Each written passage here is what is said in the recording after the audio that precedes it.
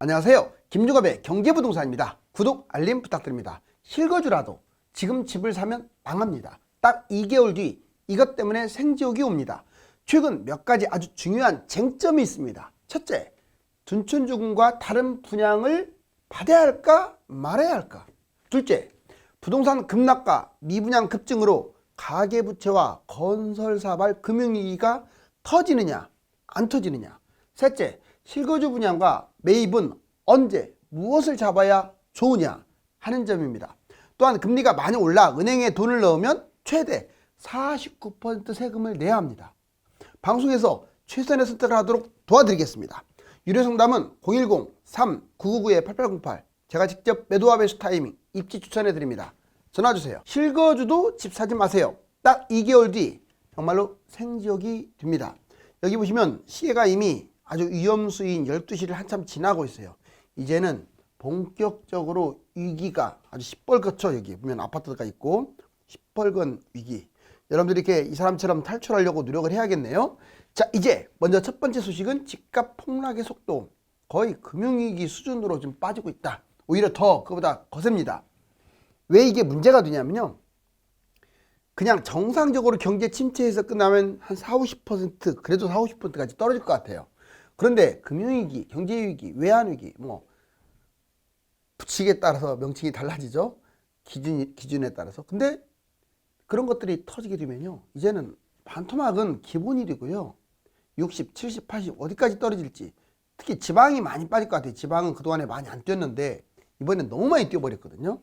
자, 보시면 집값 폭락, 국토연구원 집값 하락 매수 심리가 아주 금융위기 수준이라고 말하고 있고요. 건사년 주택시장이 경착륙 빠르게 떨어지는 거예요. 경착륙. 지금 정부가 연착륙 하려고 노력을 하지만 역부족입니다. 자, 이렇게 돼서 복합위기로 지금 확대 중이다. 거품이 붕괴되는 게 가장 최악이죠. 왜? 너무나 많이 뛰었어요. 2배에서 4배까지. 그러면 얘가 반토막 나는 것은 그나마 나은데 더 떨어질 가능성도 있고, 결국은 영끌뿐만 아니라 웬만한 고점에 매입한 분들은 아주 치명적인 파탄이 나게 돼요. 부채 위기가 바로 도사리집니다. 핵심 문제, 미분양이 급증하고 있고요. 부채 폭탄, 가계부채, 기업부채 엄청나죠? 금융 대란으로. 그러면 은행은 결국 망하게 돼요. 같이 연관돼 가지고. 가계부채 폭발, 한국 GDP 대비 무려 105.5%로 주요 국가에서 1위예요. 1위. 기업 파산, 특히 브릿지론 얼마나 안 좋으면 2단계에서 대출을 하겠어요. 건설사들. 레고랜드 사태로 아주 심각해져 버렸죠. 돈이 시가 말라갖고. 자, 주요 기업들 확대되고 있습니다. 지금 이거 부채 위기 심각해요. 세계 침체. 이제 우리나라 내부에서 금융위기가 터질 확률은 이렇게 그래도 100번 양보해도 조금 나아요. 이 부채가 좀 문제긴 한데 다른 나라는 아주 위험한 나라들이 많아요. 여기 보시면 2023년 세계 경제가 침체된다는 게 문제예요. 올해보다 성장률이 훨씬 심각하죠. 금리 인상, 주요 국가 대출금리 경제 위기를 야기하고도 남아요. 통화 붕괴. 지금 달러를 제외한 모든 나라들 최근에는 주가가 올라가면서 이제 화폐 가치가 좀, 달러가 좀 오히려 떨어지고 있는데, 이게 지속적으로 안정되면 가능하지만 언제 또 치솟을지 모릅니다. 얼마 전에 금융위기 수준 근처까지 갔잖아요. 달러를 제외한 대부분의 국가 지금 위기가 고조되고 있어요. 막강한 국가들이 고조되고 있죠. 뭐 파운드라든가 엔화라든가 위안화 등등등. 자, 둔촌주공 그냥 여러분들 같으면 받을까요 말까요? 이거 아주 핵심을 얘기해 드릴게요. 꼭 너무 양비론적으로 보지 마세요. 저는 냉정하게 이거 진단을 합니다. 보시면 둔촌주공 올림픽 파크프레온 분양받을까 말까. 먼저 부정적인 것과 긍정적인 것을 잘 알아두세요. 근데 제가 거의 정답을 다 드렸어요. 이거를 지금 입장에서만 보지 말고 10년 지난 다음에는 어떨까? 또는 좀 짧게 봐서 1, 2년 후에 얘보다 더 좋은 것들이 분양을 하거나 또는 더 금매가 나온 상황이 거의 이렇게 보이는데, 그럼 단기, 장기 각각 어떨까를 구분해야 돼요. 보실래요? 부정적인 거 분양가. 자, 59, 9.6억, 84, 13.1억.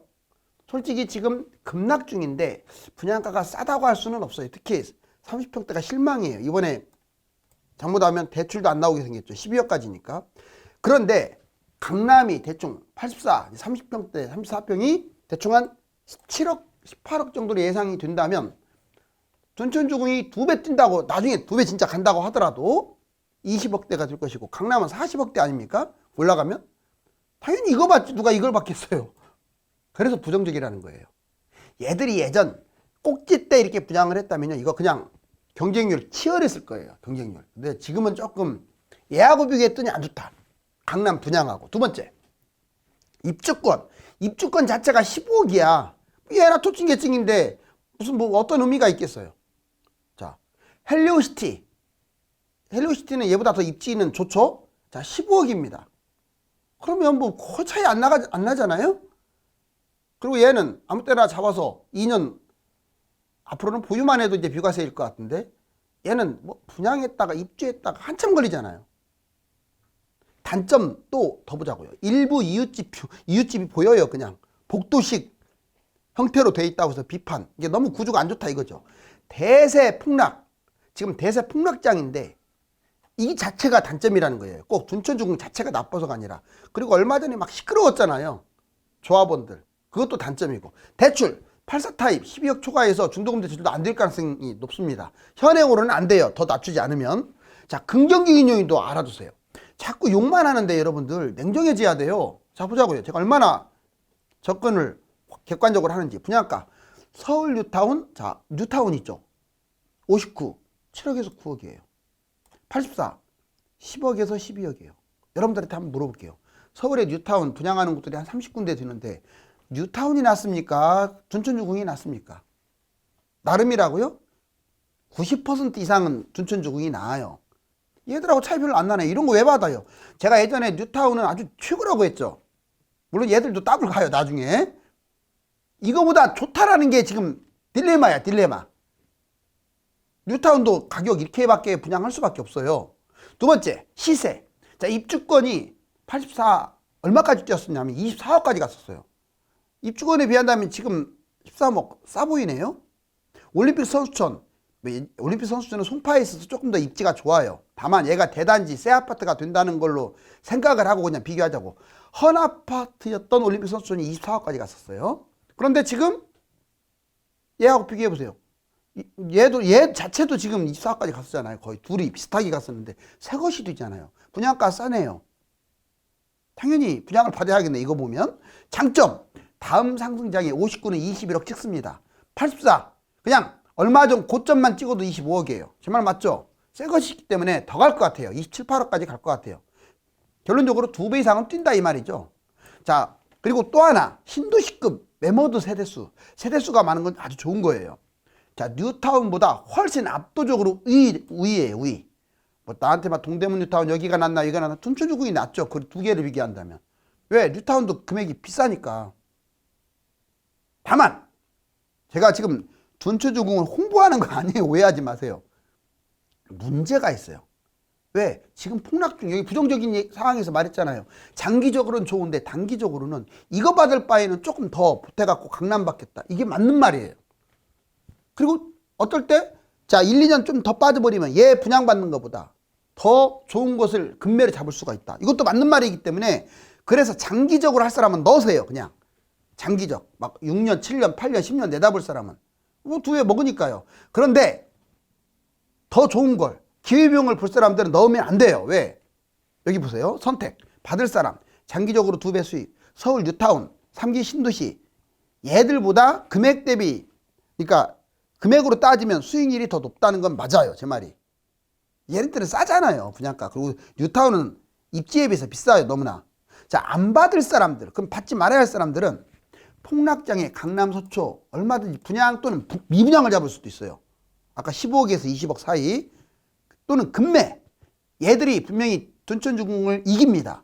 훨씬 압도적으로 이겨요. 그러니까 이거 할 사람들은 기다리세요.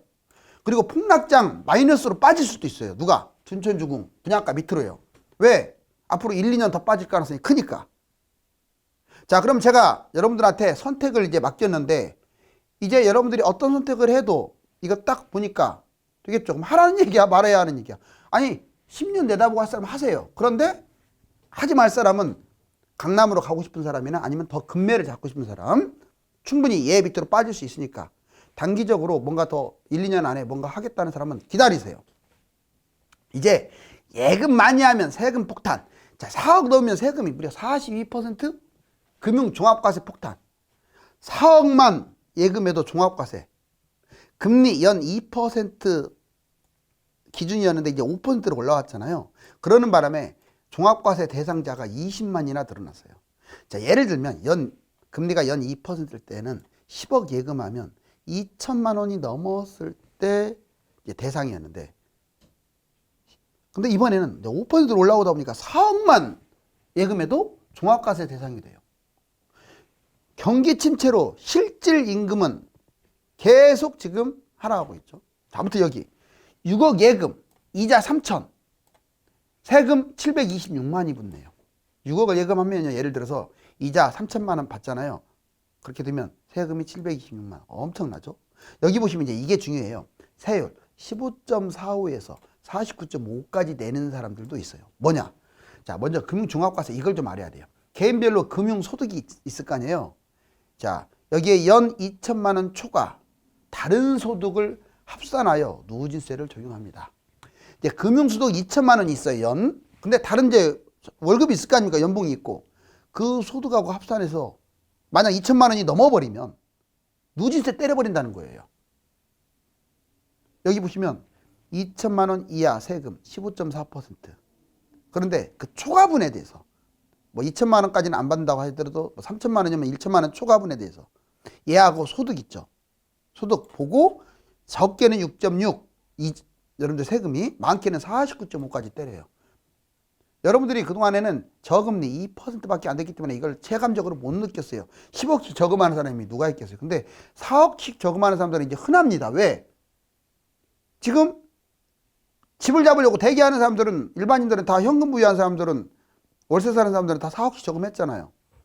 본인이 연봉이 세게 되면 이제 문제가 생긴다 이 말이에요. 여기 보세요. 연봉 2억 플러스 3천.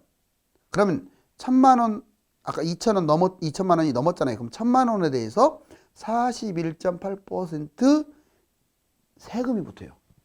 이거 너무 심하지 않나요? 자, 그런데 이제 제가 좀 비판을 해보면 물가 반영을 못한 증세입니다. 왜? 물가 상승과 임금 상승해가지고 기준을 더 높이고 분리를 시켜야 하는데, 분류과세를 해야 하는데, 또는 그 기준을 높이던가. 지금 10년간 제자리야. 자, 소비자 물가 17.8% 증가해서 무려 많이 올라갔잖아요. 그렇다면 2천만 원 기준이 아니라 2,300만 원으로 분류과세를 하는 게 현실적이겠죠. 그리고 예금자 보호법도 그래요. 5천만 원. 이게 뭡니까? 이거 1억이나 1억 5천이나 이렇게 상향을 하는 게 정상인 것 같아요. 왜 그러냐면 계속 지금 올랐잖아요. 한마디로 어떤 정부가 들었었든지 이 정부라는 작자들은, 여기 보세요. 국회도 마찬가지예요. 세금을 더 거두려고 환장하는 거예요. 안 고치는 거예요. 본인들한테 유리한 것은 어떤 식으로든지 받아내면서 본인들한테 불리한 것들은 이렇게 안 고치는 거 보세요. 예금자 보호법도 그렇고 이것도 그렇고. 자, 이제 실거주라도 지금은 이런 것들 매수 피해라. 꼭 기억하세요. 자, 피할 거. 분양을 관망하세요. 대부분 한마디로 넣지 말라 이거예요. 아까 둔촌주공도 굳이 그러면 넣냐 마냐 하면은 뭐 중도라면 안 넣어도 괜찮다고 봐요. 왜? 그거보다 더 좋은 것들이 나오니까. 다만 나는 여기 살고 싶겠다. 그리고 또 결국 2배 뜬다고 제가 얘기했습니다. 대충. 그러니까 뭐 그거 본다면 넣으시면 돼요. 그런 식으로. 또 뉴타운 넣을 바에는 돈이 된다면 둔촌주공이 낫죠. 그런 식으로 이제 판단하시라고요. 여기 보시면 이제 30% 금매 금지. 자, 50%까지 기다리세요. 웬만하면. 누군가는 떨어집니다. 50%까지. 30% 떨어진 것으로 잡지 마시라고요. 지금 20, 30%는 널렸잖아요. 자, 아파트 아닌 것들 아무리 돈이 없어도 제발 좀 하지 마세요. 돈 없어도 기다리시라고요. 오피스텔, 빌라, 상가 이딴 것은 보지도 마세요. 자, 지금 현재 호재 판단해 가지고 잡지 마시라고요. 특히 부동산에 대해서 무지한 사람들의 특징이 호재. 그 호재라는 것은요, 완공될 때 다 반영되는 게 아니라 이미 발표될 때 또는 착공할 때 이때 상당히 반영되기 때문에 막상 완공하면 별로 재미가 없어요. 그리고 도중에 많이 뛰었기 때문에 오히려 오버돼가지고 오버슈팅 해갖고 폭락하고 있어요. 지금 GTX 폭락하고 있잖아요. 그래서 이 호재 좋게 생각하지 마세요. 지금은 호재가 악재입니다. 왜? 너무 오버슈팅해서 집값이 막 내려가고 있어요. 여기 보세요. GTX, 전철, 또 대기업이 들어선다. 지역들 있잖아요. 다 뭐 파주라든가 뭐 여기는 평택이라든가 또는 뭐 전철인다 해가지고 수도권 뭐 재개발 매입 금지. 어떻게 지금 황금 같은 기회가 오는데 그 재개발 언제 할지도 모르는 또는 재개발 속도 빠르다고 피 붙은 것을 덥석 삽습니까? 다 떨어지는 거예요. 재개발, 재건축. 얘는 분양하니까 안 빠진다 이런 거 없어요. 더 많이 떨어져요. 속도 상관없이 위험하니까 재개발, 재자도 보지 마세요. 지금은. 아니 그냥 아파트 사가지고 팔아버리는 게 깔끔하고 거래량도 많은데 거래도 잘 안 되는 재개발을 지금 왜 잡아요? 자, 소자본 거주. 본인은 나 1억밖에 안 되니까 무조건 거주를 해야 한다. 그것도 잘못된 생각이에요. 왜? 지금 잘못 잡게 되면은 그 1억이 날아가요. 투자성 없는 물건은요, 아무리 실거주라 할지라도 하지 마세요. 기다리세요. 기다렸다가 나중에 2억, 3억 대출을 받는 한이 있더라도 대출을 받아서 아파트로 들어가세요. 자, 이제 둔촌중공 분양가 주변 분양 시세. 여기 보시면 보세요. 84, 13억 대충 186만원, 1237가구. 그 다음에 59, 9억 5,700. 여기에 발코니 확장비는 이것저것 하면 얘는 14억 정도 되고 얘는 10억 넘어가요. 그렇게 되면 만만한 분양가는 아닙니다. 그래서 사람에 따라 다르지만 장기적으로는 좋지만 단기적으로는 좋지 않아요. 그래서 저는 중도입니다. 자, 둔촌주공 주변 단지 가격도 비교해 볼게요. 여러분들 잘 평가하세요. 자, 둔촌주공이 지금 13억에 분양한다면 이것저것 해서 한 14억 돼요. 그러면 고덕그라시움 16억 5천만 원. 얘보다는 좋죠, 훨씬. 그렇지만 차이가 안 나. 지금 빠지는 중이잖아, 더. 고덕그라시움 제가 보기에는 13억 밑으로 빠질 거예요. 자, 헬리오시티 17억까지 나왔는데 얘도 한 14억 밑으로 빠질 겁니다, 나중에. 자, 잠실 엘스 리세치 트리지움 이렇게 입지 끝내주는 곳들 대단지가 19억 18억대로 내려왔어요. 돈 좀 더 주고 얘 잡겠네요. 그리고 이게 끝이 아니야. 얘들 제가 보기에는 15억까지 얼마든지 내려갑니다. 이걸 기다려서 잡는 게 얘보다 낫지 않겠어요? 제가 이제 그걸 얘기하는 거예요. 그 다음에 청담, 방배, 반포, 내년 강남 입단 분양. 그리고 여기 보세요. 강남 얘들이 분양가가 아직 확정되진 않았지만 대략 15억에서 20억 사이인데 얘들은 거의 30억에서 40억 코스예요. 청담동, 청담 르엘, 방배동, 레미안 온페를라, 방배동 DH 방배, 잠원동 메이플자이, 반포동 레미안 온펜타스 다 지금 1000세대, 3000세대 규모가 크죠? 얘들하고 비교해서 판단하세요. 그 다음에 개발 호재도 맹무추는 서울 주요 아파트. 음마가 지금 벌써 여기 보세요. 자, 26억 넘었던 게 17억까지 떨어졌고 좀 무섭지 않나요? 빠지는 속도가. 고덕그라시움 16억 6천이 11억으로 빠졌어요. 선사 현대 12억 5천짜리가 7억대로 빠졌어요. 그렇지만 이게 바닥 아닙니다. 이거 잡으라고 하고 싶지 않아요. 아직은 더 떨어지니까. 예금 42% 세금 떼간다. 아까 제가 얘기했던 거예요. 자, 예금 금리 1%는 20억 원. 근데 연 5%는 4억 원. 이것만 해도 금융종합 거기에 포함돼 버리는 거예요. 가구 순자산. 우리나라가 부동산 비율이 90.7%예요. 엄청나죠. 어떤 사람은 부동산 대출 받은 사람들은 부동산이 자기 자산보다 더 많아. 100이 넘어가는 거야. 근데 일본, 미국 보세요. 40%, 30%. 한마디로 우리나라 부동산 비중이 너무 몰빵됐기 때문에 부동산 붕괴되면은 나라가 휘청거려요. 외환부유액 너무 지금 급감하고 있어요. 4,600억이 4,100억으로. 특히 환율 막는이라고 많이 했는데 코로나로 막 돈 쓰는 것도 있고 이거 여러분들 믿으면 안 돼요. 이거 환율 좀 올라가고 금융이 좀 불안해지면 그냥 날아가 버립니다. 큰 돈 아니에요. 우리나라 경제 규모로 봤을 때. 그것도 모자라서 줄어들고 있잖아요. 미 집값 20% 폭락 가능성. 여기 보시면 미국 지금 2.65였던 모기지 대출이 7%대로 올라왔어요. 미국. 그리고 우리나라가 특이하게 이게 집값은 부동산은 소비자 물가에 포함 안 돼요. 여기 보세요. 파란색. 자, 5.7%죠. 그런데 만약 포함시키면 계속 올라가죠. 더 2.4%일 때 3.9, 3.6일 때 4.7. 거의 엄청나게 소비자 물가가 올라가는데 이 주택을 포함했더니 이 빨간색 보니까 올라가는데 지금은 주택이 떨어지다 보니까 4.4로 내려오는 거예요. 결국 제 생각은 다른 나라처럼 주택을 포함시켜서 이게 5.7이 아니라 4.4야. 올라갈 때도 더 많이 올라간 것으로 알아야 돼 우리가. 공인중개사 폐업 속출. 여기 보시면 지금 개업 폐업. 자, 개업은 이렇게 확 줄어들고 있어요. 918. 7월 달을 기점으로. 폐업, 휴업은 더 늘어나고 있죠. 이렇게. 역전됐죠. 즉 이제 공인중개사들이 계속 줄어들고 있는데 좀 힘내세요. 이번엔 엘스 리세지 트리지움 27억이 19억, 26억이 19억, 24억이 18억. 진짜 많이 빠졌죠. 자, 실제 월간 실거래 5, 6, 7, 8 여기 보세요. 이거 누적인 거예요. 누적. 이게 0이잖아. 0이 여기라면 자, 마이너스로 계속 빠지고 있어요. 이게 계속 한 몇 년만 간다고 생각해 보세요. 2년만 가면요. 반토막 나는 거예요. 반토막이 아니라 엄청 빠지겠죠. 자, 이번에 전세 보증금 사고가 이렇게 급증하고 있어요. 800억대가 1526억. 이거 가볍게 보지 마세요, 여러분들. 그래서 전세 보증금 몰빵하면 안 돼요, 이제. 여기 보면 경매당하는 거 보세요. 보증금 못 돌려주고 경매당했어요. 늘어나고 있잖아요. 자, 지금 서울도 늘어나고 있고, 인천도 늘어나고 있고, 경기도도 늘어나고 있고. 이번에는 미국 집값 하락. 이게 미국입니다, 파란 거. 2022년 들어와서 확 폭락하고 있죠. 그리고 어드밴스 보면은 이제 선진국 국가 여기 그렇죠? 그 다음에 이머징 이제 개발도상국 신흥국 이 국가들은 노란색 그래도 내려가고 있죠. 올라가는 듯 하다가 그 다음에 이게 유로입니다. 유로는 폭락하고 있죠. 전체적으로 지금 급락하고 있어요. 집값이. 우리나라만 놓고 봤을 때도 서울 서울 진짜 많이 올라갔죠. 지금 무섭게 빠지고 있어요. 그 다음에 경기도 이게 주황색 인천 보세요. 인천 진짜 무섭죠. 지금 수도권 박살나고 있습니다. 지금 아직은 2단계인 것 같아요. 아직도 심각함을 모르는 분들이 있어요. 개구리가 서서히 불이 데워지면 그때는 죽는지 모르고 결국은 서서히 자기도 모르고 익어가지고 죽어버려요. 그런 사람이 되면 안 되겠죠. 무감각한 사람들 지금부터라도 빨리 깨달아야 돼요. 부동산은 객관적인 판단이 중요합니다. 그렇게 하기 위해서는 과거의 데이터를 적용하고 미래의 새로운 잣대로 평가해야 하며 집값에 영향을 주는 국내외 경제와 통계를 적용해야 합니다. 감사합니다.